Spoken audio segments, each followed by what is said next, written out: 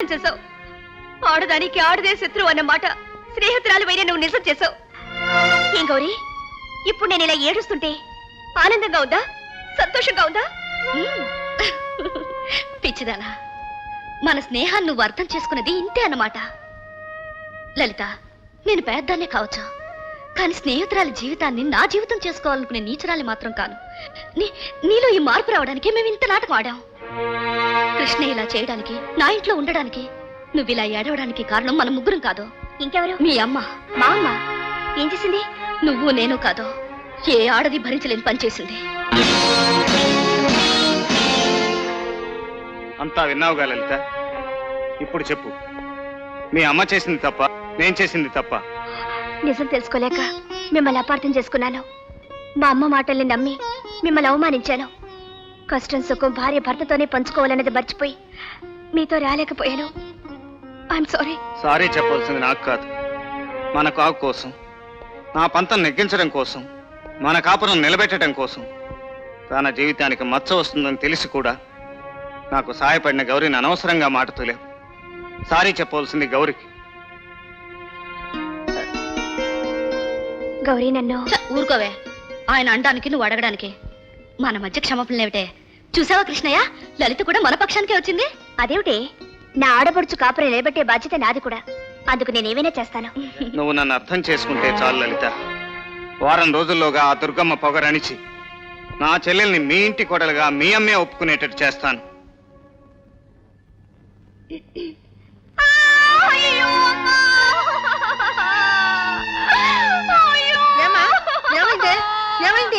ఇంత గట్టిగా ఏడుస్తుందంటే ఏదో జరిగే ఉంటుంది, లేకపోతే నీ ముందు ఎందుకు ఏడుస్తుంది?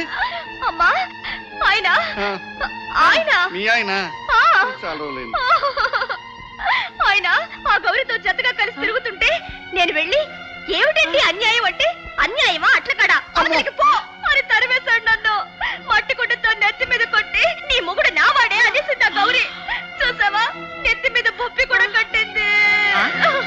వాళ్ళంతా తెగించారా? నువ్వెందుకమ్మా ఏడవడం? మావయ్యతో చెప్పి రేపో మాపో లాయర్ని పిలిపించి వాడి ముఖాన విడాకులు కొట్టించి పాపాయి బావతో మళ్ళీ నీకు పెళ్లి జరిపిస్తాను. మళ్ళీ పెళ్లి? అయ్యో, నిక్షేపం లాంటి నా కూతురికి ఏమైందో? ఓరి దేవుడో! ఎన్ని కేకలు పెట్టినా దేవుడు వచ్చి వైద్యం చేయడే. డాక్టర్ రావాలి, పట్నం వెళ్ళి మంచి డాక్టర్ని చూస్తే బాగుంటుంది. మాట్లాడుతూ కూర్చుంటారేమిటండి? వెళ్ళండి. నేనే కదా చెప్పాను. అరే వెళ్ళమంటుంటే వెళ్తున్నా. వెళ్ళండి. అలాగే.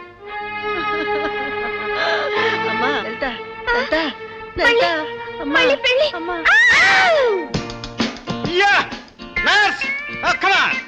Yes, doctor. పదండి డాక్టర్.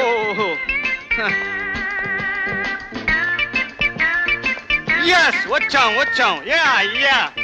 పేషెంట్ ఏమిటి దున్నపోతులా ఉంది? ఏం రోగం వచ్చిందని పిలిచారు? కండ ఎక్కువైతే గుండెపోటు వచ్చే ప్రమాదం ఉంది. తిండి తగ్గిస్తే బెటర్. Hot sister. డాక్టర్ గారు, ఇప్పుడు పేషెంట్ కాదండి, పేషెంట్ తల్లి.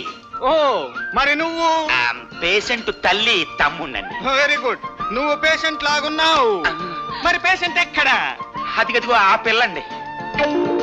అవును బాబా, అవును. దీనికి ఏమొచ్చిందో ఏమో తెలీదు. హఠాత్తుగా స్పృహ తప్పి గిలగిలా కొట్టుకుంటోంది. You old lady, get out!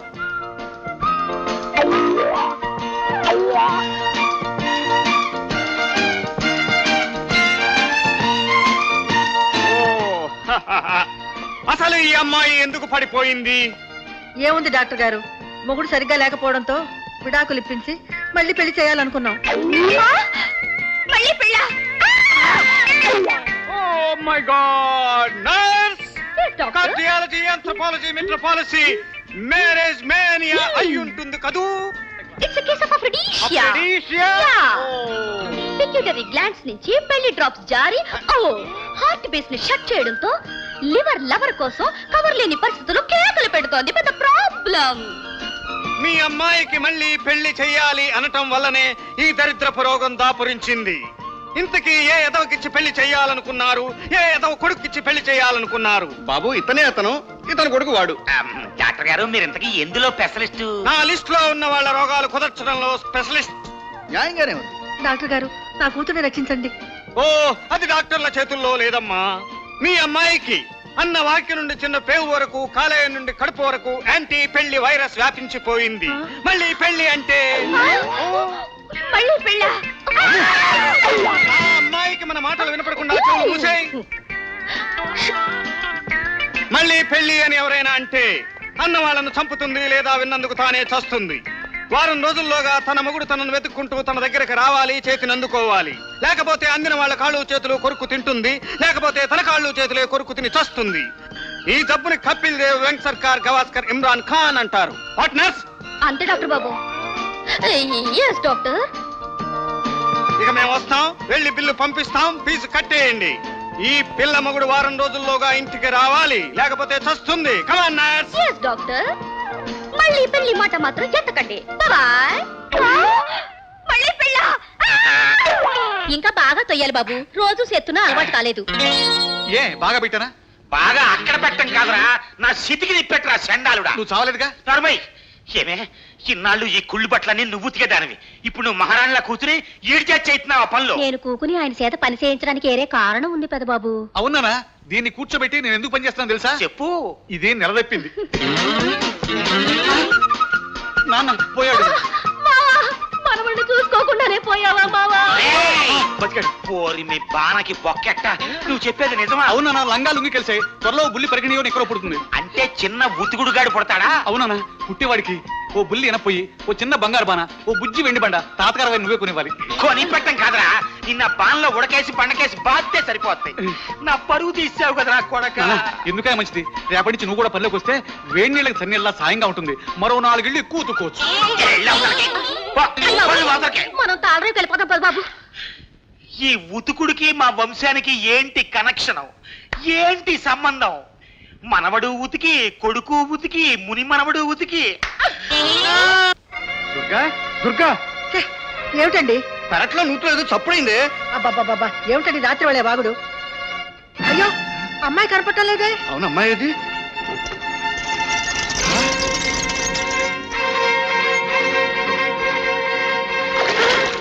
ఏమండి, నా బిడ్డ నాకు అన్యాయం చేసిందండి.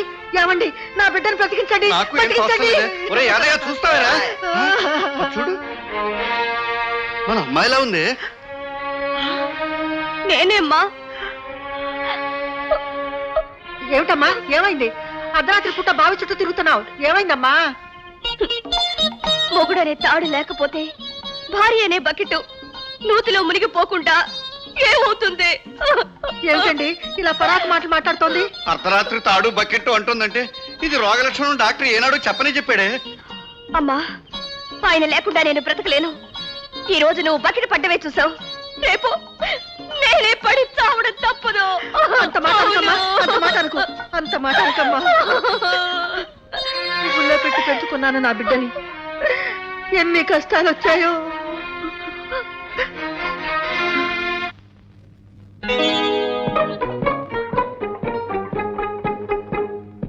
గౌరీ, గౌరీ,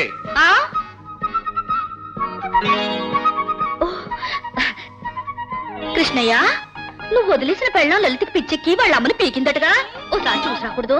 పీక్కుంటే పీక్కుంటది, గోక్కుంటే గోక్కుంటది. చూసి రావాల్సిన కర్మ నాకేంటి? అంటే పెళ్ళం ప్రాణం మీదకి వచ్చినా వెళ్ళవా? నీకు చెడ్డ పేరు రాదు, నన్ను కూడా ఆడిపోసుకుంటారు. వెళ్ళు. వెళ్తాను, కానీ మనం వెళ్ళాలంటే ఆషామాషి కాదు. ఆ దుర్గమ్మ ముసుగేసుకుని మన ఇంటి ముందుకు వచ్చి, ఈ ఇంటి నుంచి ఆ ఇంటి దాకా తివాసి పరిచి, తివాసి నిండా పూలు జల్లి, ఆ పక్క ఈ పక్క బాజా భజంత్రీలు పెట్టి, అంతకంటే ఇంకా ఎక్కువ మొత్తం అల్లుడు గారు క్షమించండి, అల్లుడు గారు క్షమించండి అని లెంపలేసుకుంటూ ఆ ఇంటికి తీసుకెళ్లాల. తీసుకెళ్ళాక బుద్ధి పుడితే మనం లోపలికి వెళ్తాం, లేకపోతే తిరిగి వచ్చేస్తాం. తెల్లెనుగులా బ్రతికిన దుర్గమ్మ అలా చేస్తదా? హ, చేస్తే చేత్తది, లేకపోతే పోద్ది. ఆవిడ గుగ్గిలం కనకదుర్గమ్మ అయితే నేను కంచుగంట కిస్తాయని. ఇంత బతుకు బతికి ఇంటర్ కాలు చచ్చినట్టు ఆ మాయదారి అల్లుడు కాళ్ళ మీద పడవలసిన కర్మ నాకేం పట్టలేదు. డాక్టర్ చెప్పినా సరే, దేవుడు చెప్పినా సరే, నా కంఠంలో ప్రాణం ఉండగా వాడిని బతిమాలు తీసుకురాను. మన ఇంట్లో గుర్రం ఎప్పుడు వచ్చింది? మన అమ్మాయి అండి. రండి.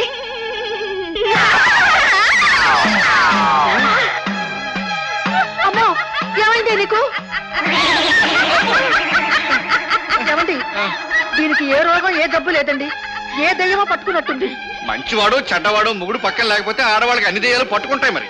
పట్టుకుంటాయని కబుర్లు చెప్పకపోతే ఏ భూత వైద్యుడో తీసుకురాకూడదు. ఏమే పక్క ఊరి పిరుగులు ఉంటుంది దగ్గర